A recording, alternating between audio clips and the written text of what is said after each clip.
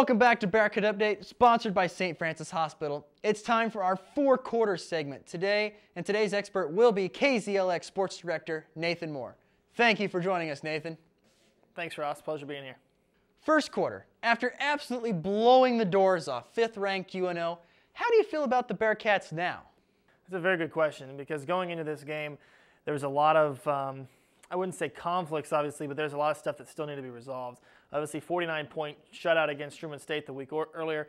However, you can't not just bypass week one against Abilene Christian when Northwest Secondary just got mauled in that first week. But ever since then, I've talked with Coach Boswick, they've made gradual improvements from week one up until this past week. And when they won 42-0, shutting out UNO, and Zach Miller, I mean, the guy who averages more than 300 total yards a game, they held him to 120. That's just unprecedented, something that you've not seen all year from him. The week prior, he was the MIAA Player of the Week on offense, obviously, and the Northwest defense just kind of made him nervous, to say the least. He was not in his game like he's been all year. UNO, I wouldn't say they're this bad, but it just kind of shows how Northwest really is. They're very strong, great coaching. They prepared for this game very effectively and a very efficient game plan. Joe Osborne, Ron Council, Sheldon Cook, the whole offense, the offensive line, defensive line, everything was working throughout the special teams as well. One of the main reasons why you get a 42-0 blowout. A very good team, and they're just getting better. Perfect time to start clicking. Second quarter, what do you expect now as Northwest heads into Arrowhead against rival Pitt State? That's a good question, too, because you talk about how they've made the gradual improvements. Now, can they continuously get better? Well, the offense can, but obviously the defense probably can't. I mean, you can't expect shutouts every single week. You got Truman State, then you got UNO. Pitt State runs the same sort of offense that UNO does. It's going to be hard to shut them out. It's a big rival game. It's in a big crowd. Obviously, you're playing at Arrowhead Stadium. Don't expect to have a shutout. However, I think what we've started to notice a little bit on the defense is that we're used to more of the power, the bruising type of play by the defense, and this year it's built around speed. And it's something that's just now the defensive coordinators, I think, and the players are starting to accustom themselves with, is it's built around speed. And the offense is starting to hold on to the football. They're not turning the ball over. Last week, 2 turnovers, 1 through the air, one coughed up by Sheldon Cook, but they're doing a very good job. They're holding on to the football. Time of possession went very well.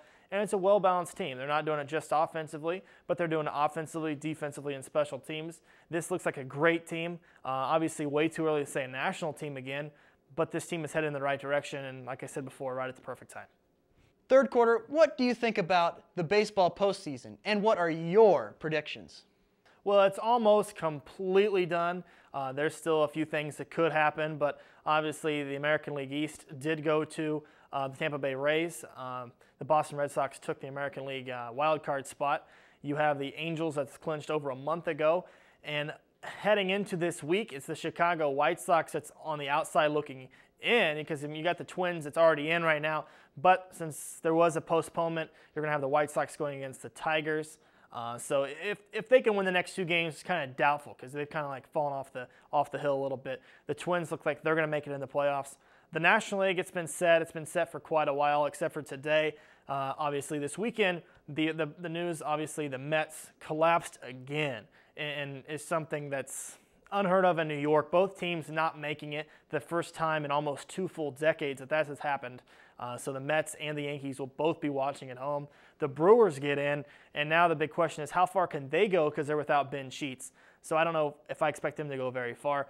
Obviously, one matchup to look for, first round, is the Dodgers against the Cubs. That's going to be a great matchup, because I think the Dodgers fit them perfectly. However, the Cubs, obviously the better team, having the better record, but we'll see how that works. On the American League side, it's the Tampa Bay Rays. Watch them the entire way. Depending on how far they go, they'll be breaking a lot of expectations. It is their first playoff appearance. They've only been in the league for 8 years. And fourth quarter, the Chiefs won Sunday, breaking a 12-game losing streak. What is next for them? Yeah, they can only go up, 33-19 over the Broncos, and Mike Shanahan continues to struggle at Arrowhead Stadium. He is now lifetime 3-12 coaching at Arrowhead Stadium, not getting the job done there. But I said last week that the Chiefs are not the worst team in the National Football League. They proved that this past weekend.